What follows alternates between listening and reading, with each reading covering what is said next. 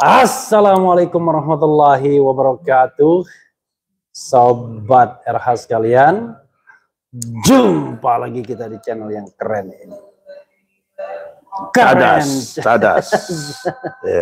Ya, sobat RH sekalian, saya sedang bersama Habib Muhsin Al-Attas, T-nya double ya.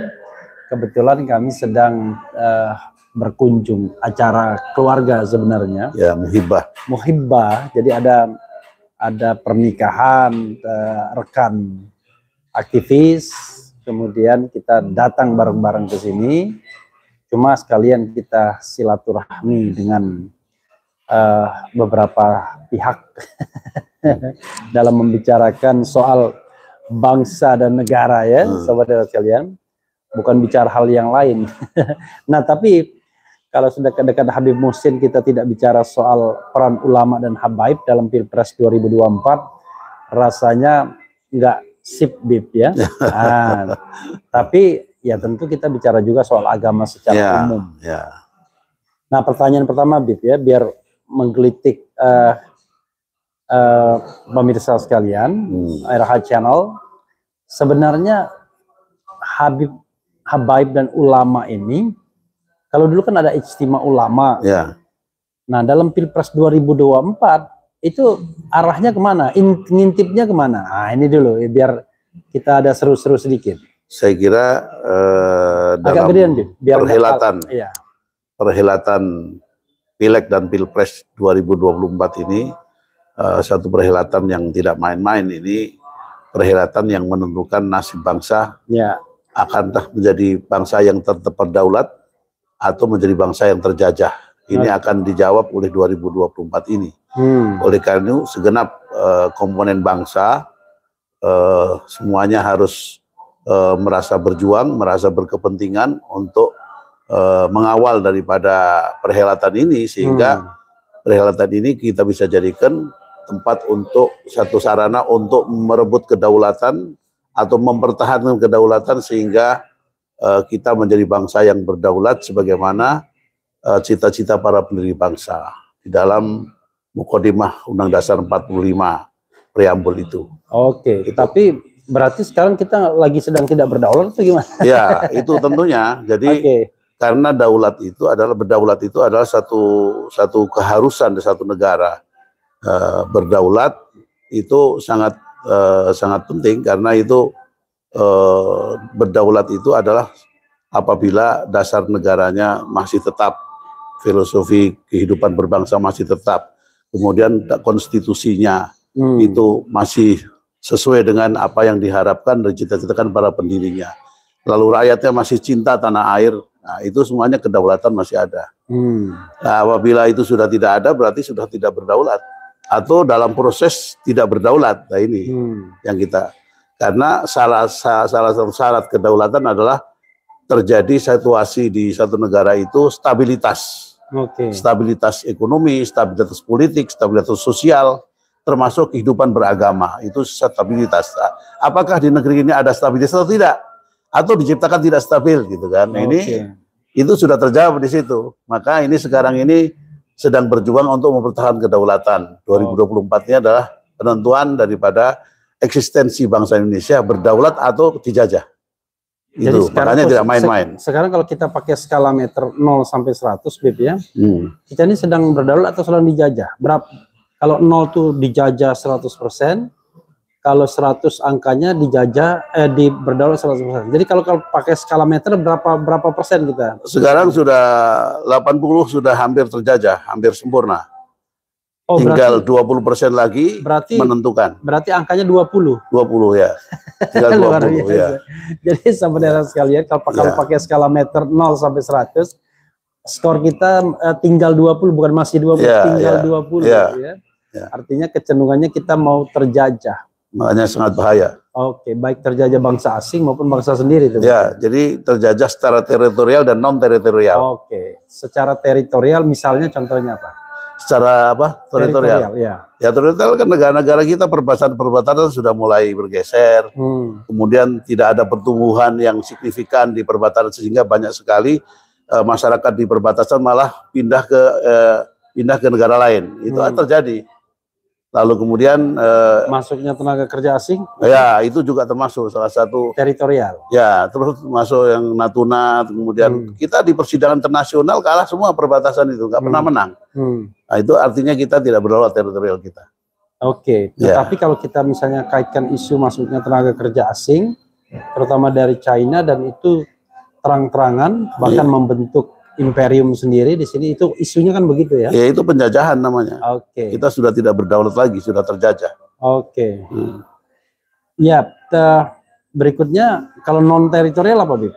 Ya, termasuk Pancasila sebagai way of life, ya kan, sudah tidak dilaksanakan dengan baik, bahkan cenderung diserongkan kepada hal lain yang tidak sesuai dengan apa yang dimaksud oleh pendiri bangsa itu. Lalu kemudian konstitusi juga sudah mengalami perubahan-perubahan yang sangat jauh. Bahkan di dalam Undang-Undang Dasar 45 ini sudah amandemen 1, 2, 3, 4 itu bukan batang tubuh, itu sudah nggak berupa mencerminkan sebuah kedaulatan negara, karena ada satu pakar profesor dari Jogja itu yang mengatakan bahwa yang namanya amandemen itu mestinya hanya 1 sampai 3 pasal saja, nah itu adendum. Tapi ini perombakan, bukan amandemen, itu perombakan. Nah, itu artinya apa? Artinya itu sebuah kudeta konstitusi sebetulnya. Oke. Nah, ini sangat bahaya. Itu long story itu, Bib, ya. Nanti long story, ya. Kita akan bicara hal yang terkait dengan ulama, ya, dan habaib. Nah,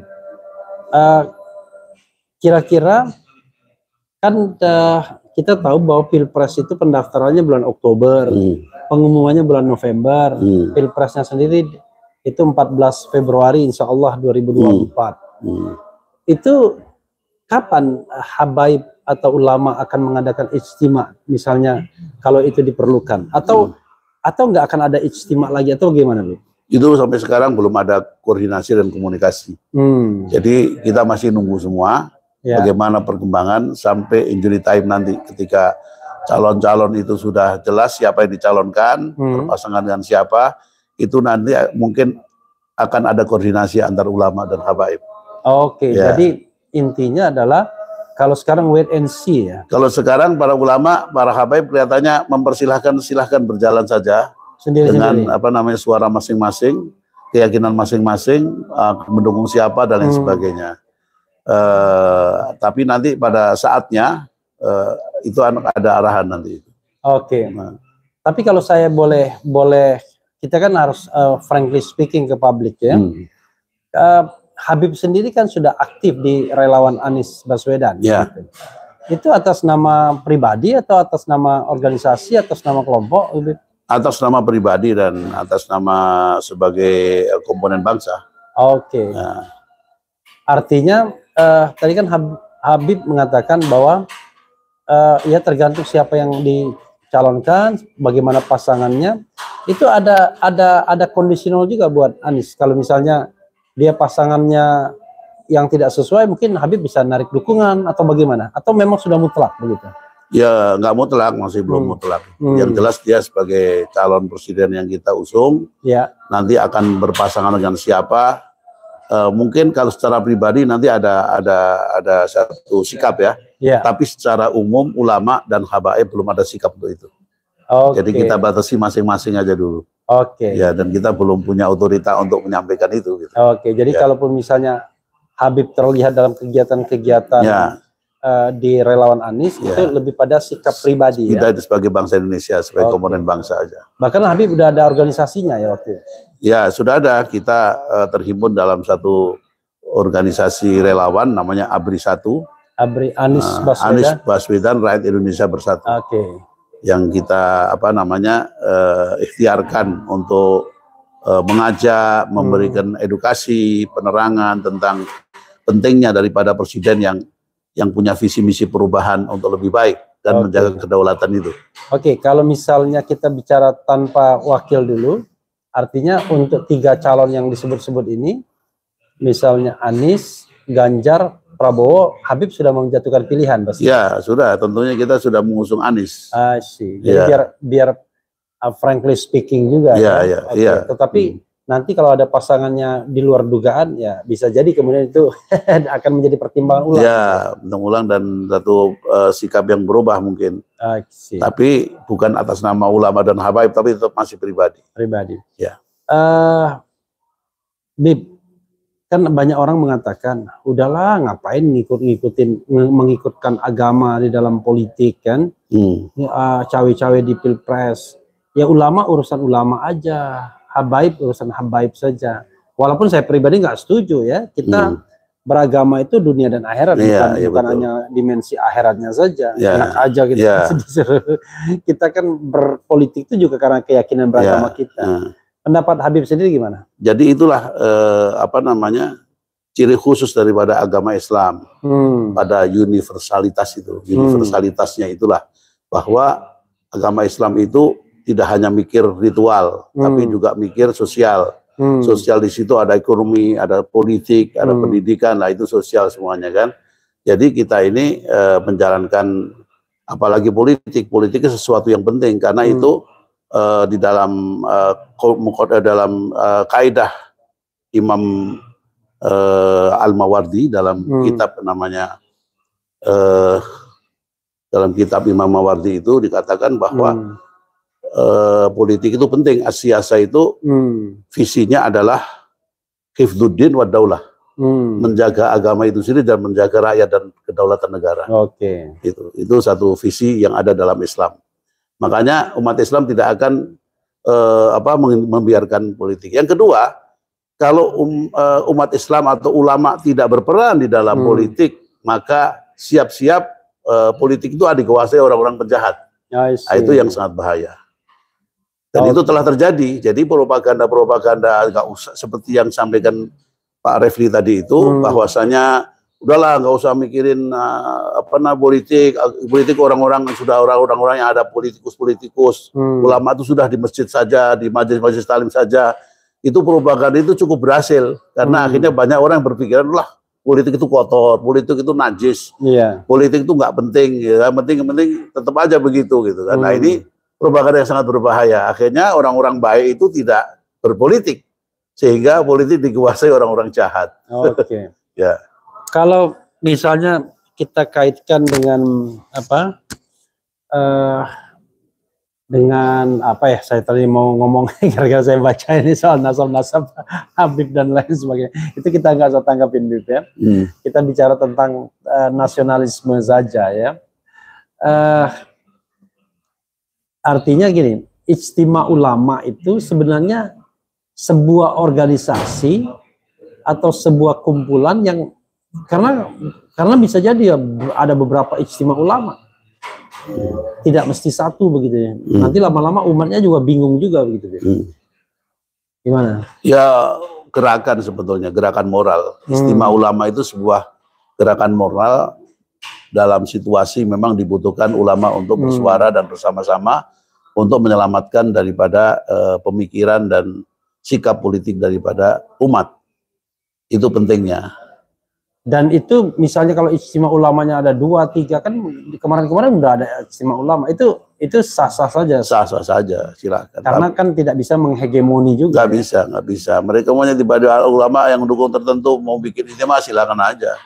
Tapi kita kan tentunya umat itu kan sudah berpikir, umat sudah teredukasi dengan baik.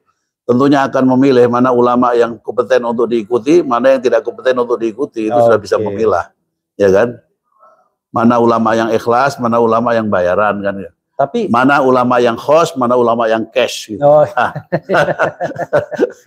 Ya yang khos dan yang cash gitu. Ya, tapi yang jadi masalah adalah ada beberapa kelompok ulama yang terkesan dimusuhin ya, quote unquote gitu ya. Dimusuhin. Jadi jangankan membuat sebuah seruan, bergerak sedikit saja tuh sudah di marking. Kalau sepak bola tuh man to man marking gitu kan. Nah, itu gimana, Bib? Ya karena orang itu cenderung merasa terancam dengan ulama-ulama yang seperti itu gitu kan. Jadi ada salah satu kisah di zaman Sayyidina bukan tabi'in. Jadi ulama yaitu Imam Syafi'i. Ya. Situasi kondisi masyarakat saat itu terjadi seperti itu. Ulamanya banyak fatwa beda-beda. Itu membingungkan. Sikap ulama terhadap pemerintah juga beda-beda, membingungkan. Lalu muridnya Imam Syafi'i itu bertanya, ya Imam Syafi'i, kami masyarakat awam ini bingung. Kemana ulama yang harus kita dukung, kita jadikan panutan. Nah, akhirnya Imam Syafi'i dengan tidak menyebut nama, tapi menyebut kriteria. Ulama yang kamu harus ikuti adalah ulama di mana para penjahat, orang-orang jahat, orang-orang yang zalim menunjukkan permusuhan. Bukan, mengacungkan panah dan pedang serta tombaknya kepada ulama siapa itu? Yang banyak orang kafir, orang yang zalim atau penjahat itu mengacungkan pedang dan tombak kepadanya, itu yang harus diikuti. Oke. Ya, karena dia adalah berpihak kepada kebenaran. Oke. Dimusuhi oleh para penjahat, para orang-orang yang zalim. Itu karena dia menyuarakan kebenaran. Nah, maka itu ulama yang diikuti.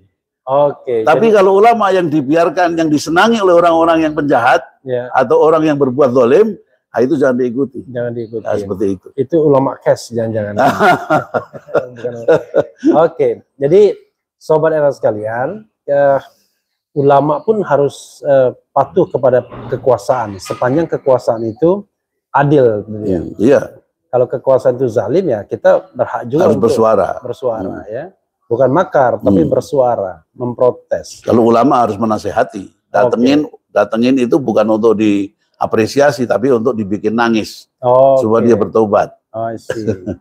Bukan kemudian untuk dikoordinasikan. Iya. Oke, soalnya begini Bib, ini kan kita ngomong ngalor ngidul ya jadinya. Ya. Banyak sekali ulama-ulama menjelang pilpres ini dikunjungin. Ya kan? Dikunjungin dan ya selain dikunjungi kadang-kadang nggak suka juga nih kalau nggak ada buah tangannya, kira-kira begitu ya kan? Sering begitu Bib ya. Makanya sehingga yang diikuti adalah yang ada buah tangannya begitu. Itu gimana Bib? Ya itu kan satu kebiasaan sebetulnya, kebiasaan. Sebagaimana lazimnya sekarang ini kita lagi dukung salah satu calon, yaitu dukung Anies Baswedan untuk menjadi calon presiden. Ya.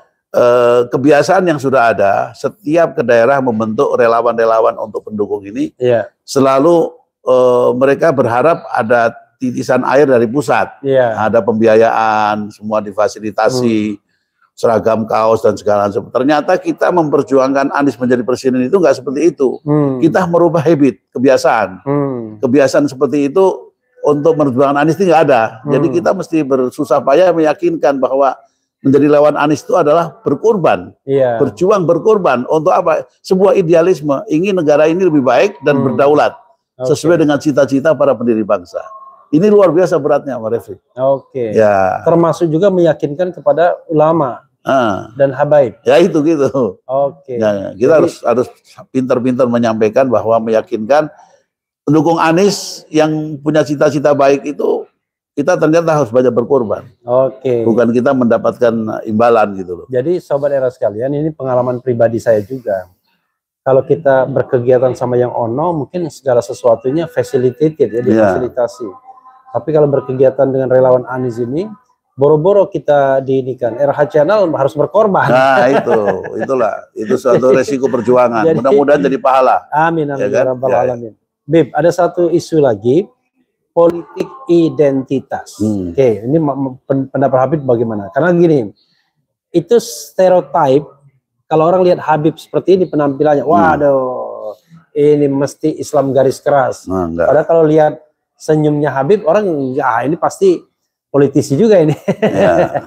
Politisi itu baik dan buruk, politisi itu kata benda, Bib ya. Baik dan buruk itu tergantung orangnya. Betul. Sama seperti pedagang, tidak semuanya baik, tidak semuanya buruk. Politisi juga begitu. Jadi kalau saya bilang Habib politisi, jangan tersinggung, Bib. Karena politisi itu baik dan buruk itu bergantung kita ya. Nah, stereotipnya, waduh, pakai sorban, pakai jenggot, kemudian pakai apa nih istilahnya, pakai ulos, Ya, selendang begitu. ya. Stereotipnya mudah sekali. Wah, ini pasti garis keras politik identitas. Hmm. Apalagi pakai sarung. Ya. Itu gimana, Habib, menanggapinya? Ya, itu Karena yang saya tahu Habib juga terjun dalam politik ya, dalam politik praktis. Gimana, Habib? Saya kira itu hanya sebuah upaya perang terminologi itu, perang istilah ya, supaya menstigma orang. Jadi sebetulnya siapa orang yang selama kita hidup pasti ada identitas, identitas agama, identitas suku, cara berbicara, cara bersalam, itu semua identitas. Bagaimana kita hidup di dunia ke masyarakat tidak ada identitas? Berarti orang yang mengatakan politik identitas apa? Semua punya identitas. Kalau tidak ada identitas berarti siluman kan gitu. Apakah kita manusia siluman? Kan tidak. Siluman ular. Nah, ini saya kira bisa dijawab. Tapi kita sudah paham semua, lumrah ini bahasa politik yang ditujukan identitas itu adalah Islam. Kalau non Muslim yang di luar Islam tidak dianggap identitas. Yang hak politik identitas itu tujuannya hanya orang Islam saja. Dan itu tujuannya untuk mengecilkan, untuk mengkerdilkan, untuk mencemoohkan. Itu semua tertolak semuanya. Jadi Islam kita tetap beridentitas di dalam berpolitik. Dan itu sah dilindungi undang-undang. Tapi kemarin NU dan Muhammadiyah ada beritanya menolak politik identitas. Itu apa maksudnya? Karena mereka tidak paham, hanya ikut-ikutan saja. Ikut-ikutan saja. Kalau dia pahami maksudnya tujuannya apa, mereka akan paham. Atau mereka sudah larut dengan itu. Atau jadi, mungkin medianya jadi yang, kalau medianya mungkin yang apa?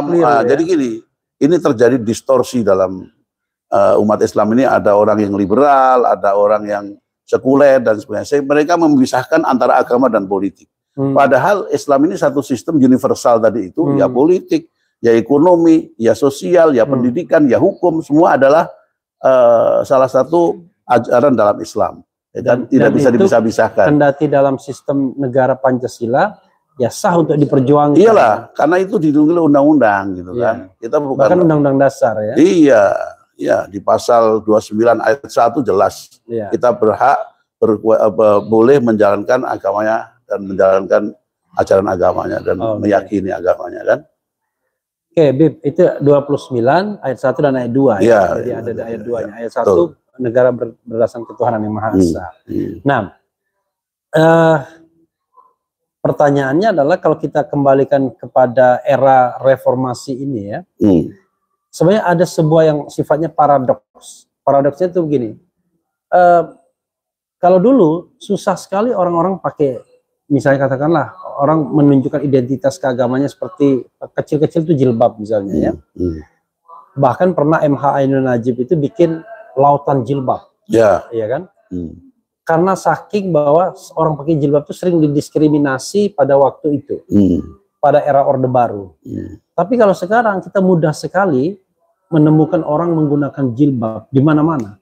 Bahkan kalau ada acara bisa hampir 100% tuh orang menggunakan jilbab. Ya, terutama acara-acara yang sifatnya ya sedikit keagamaan dan sosial, walaupun di tanah lapang tidak di masjid. Kalau di masjid sudah pasti. Tapi di sisi lain itu simbol-simbol seperti itu tidak dipermasalahkan. Nggak ada lagi orang misalnya orang assalamualaikum gitu. Jadi sekarang sering diejek-ejek gitu. Assalamualaikum Bu Haji gitu-gitu ya. Kalau zaman dulu kan begitu. Setiap orang pakai jilbab sering diganggunya, tapi gangguannya enak begitu. Nggak ada yang suil-suil gitu ada, kan. Betul ya. Nah, sekarang orang biasa aja melihatnya, sudah mayoritas, bahkan sosialitas sekalipun juga pakai kerudung. Sudah menjadi sesuatu yang elegan lah. Iya, elegan ya, dengan berbagai gaya dan bahkan atlet pun juga pakai jilbab. Indonesian Idol penyanyi pun pakai jilbab kemarin Salma. Tapi di sisi lain kok ada secara substantif dalam bidang politik misalnya, kok kalau di luar negeri Islamofobia itu sudah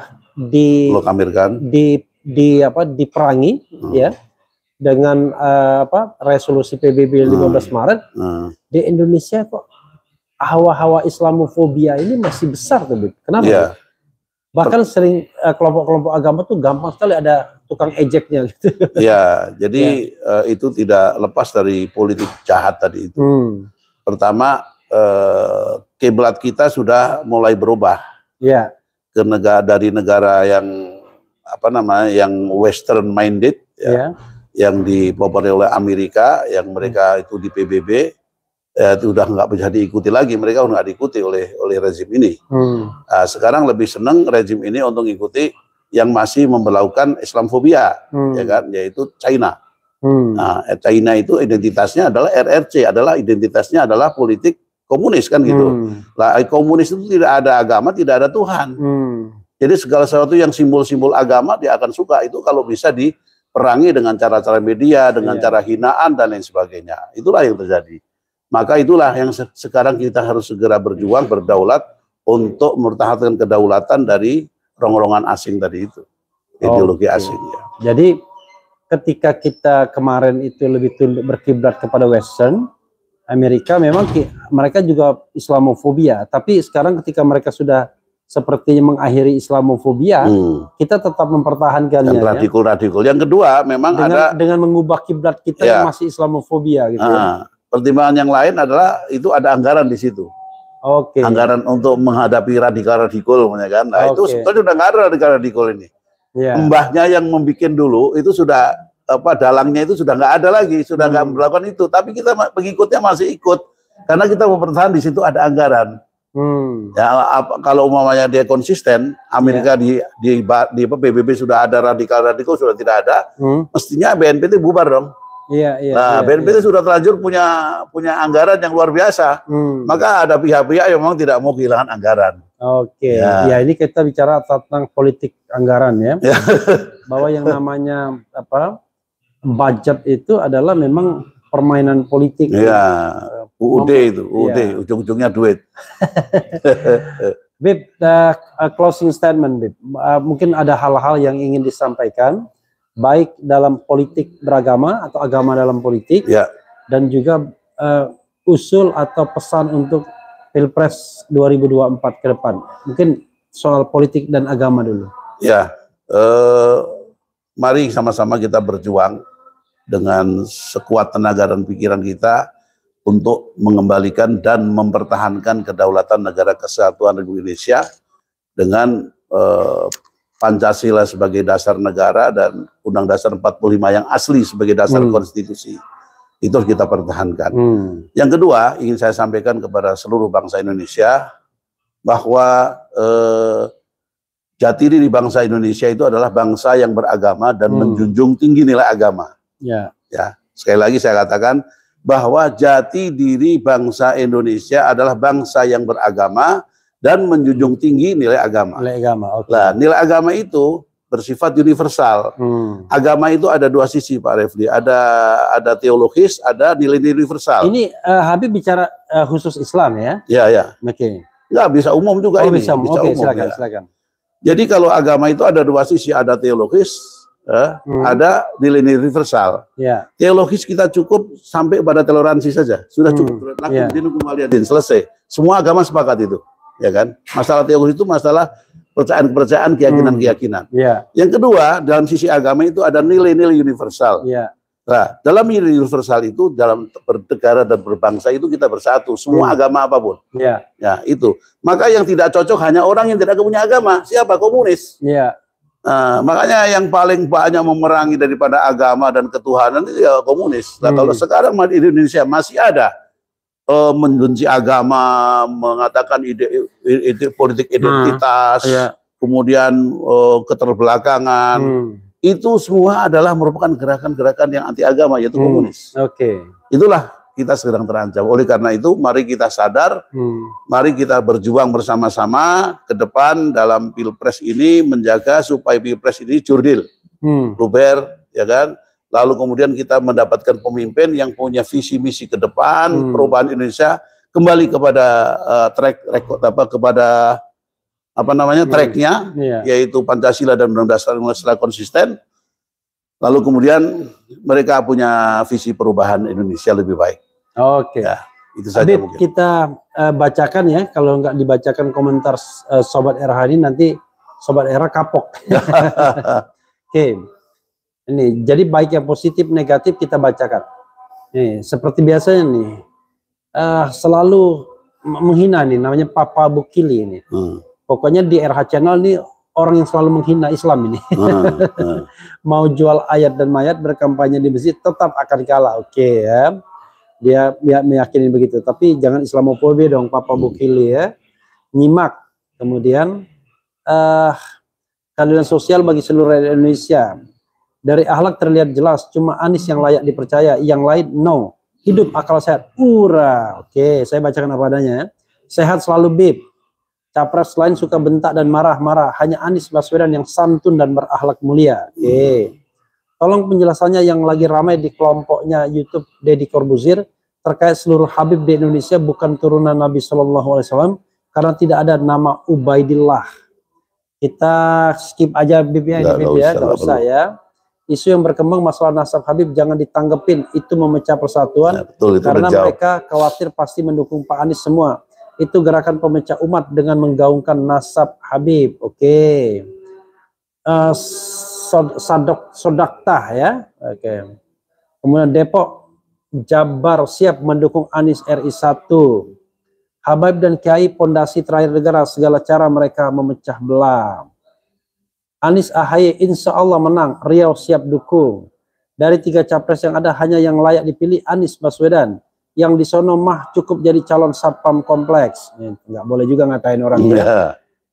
Kita berpolitik secara santun.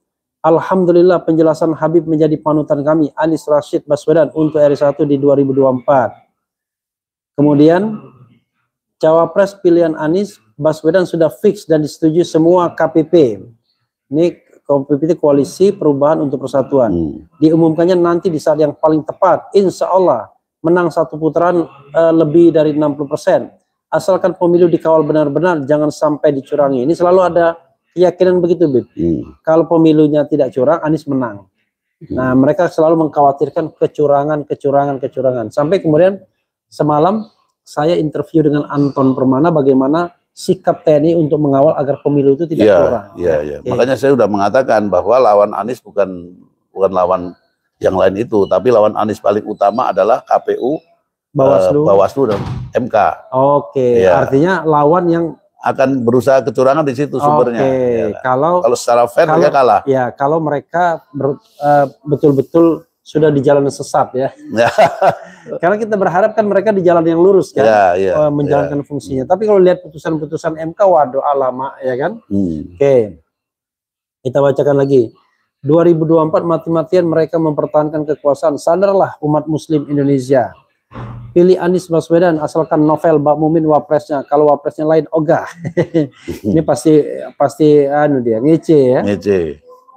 Ngenyek. Jangan terlalu lama, segera putuskan ijtima ulama terkait capres karena kampanye hanya 2 bulan. Fatwakan haram memilih capres amoral, pecinta bokep dan capres pengkhianat ulama 2019 lalu. Wah, ini tendensius ya, nggak boleh ya.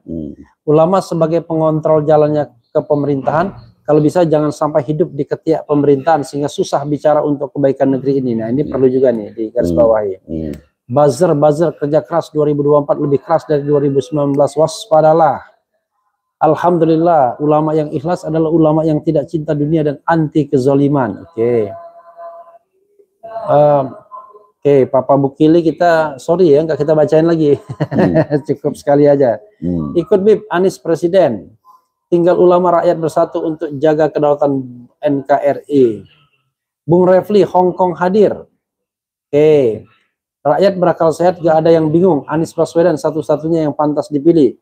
Penggerak meja dan penggemar bokep lebih bagus minggir deh. Oke, nggak jelas maksudnya apa ya. Kita nggak boleh ngatain, tapi saya bacakan. Maka baik buruknya negara bagaimana baik buruknya endorsement. Waduh, maksudnya nggak jelas ini ya. Bang Refli, secepatnya cawapres diumumkan. Emang gue Anies apa? Apalagi rakyat berakal sehat nggak ada yang bingung. Oke, sudah tadi ya. Bib, kalau kita bacakan semua tewas saya Bib. Wah ya kan? Iyalah. Nah, oke, ujung aja ya. Anies menang kalau apa ini? Kalau panitianya malaikat saya yakin sekali apa maksudnya? Nggak jelas nih. 2003 waktunya kadrun apa Sirna. Oke, itu saja Bib ya. Lama-lama mereka sudah destruktif nih. Oke, silakan Bib memberikan tanggapan secara umum dari ini tadi dan kemudian closing statement. Ya, memang apa yang dipertanyakan, yang disuarakan, komentar-komentar tadi ini mengerucut bahwa yakin akan terjadi upaya-upaya kecurangan dalam Pilpres ini dan Pileg ini. Jadi oleh karena itu maka kita harus solid ya, kita harus bikin satu perencanaan, kuatkan persatuan ya, lalu kemudian kita bikin sebuah rencana renstra, rencana dan strategi sehingga upaya-upaya kecurangan itu masih bisa kita antisipasi, ya kan? Itu dengan kekuatan apa? Kekuatan persatuan tadi itu kompak, terutama evaluasi dari 2019 tidak ada saksi sama sekali. Yang kedua, ketika menjadi ketua KPPS ya, KPPS. Hendaknya anggota KPPS hindari, mulai saja saya himbau hindari untuk diberi makanan yang belum jelas. Jadi hendaknya bawa makanan dan minuman masing-masing dari rumah yang jelas higienis dan tidak beracun. Ya, itu aja mungkin. Iya, sobat LS sekalian, tentu kita jangan habiskan hari ini saja dengan Habib Muhsin. Nanti akan kita lihat ke depan bagaimana pengumuman calon wakil presiden Anies Baswedan, dan juga pertanyaan publik atau pertanyaan kita semua, apakah benar Anies Baswedan, Ganjar Pranowo, Prabowo Subianto adalah calon-calon capres yang didaftarkan. Wassalamualaikum warahmatullahi wabarakatuh. Dadas.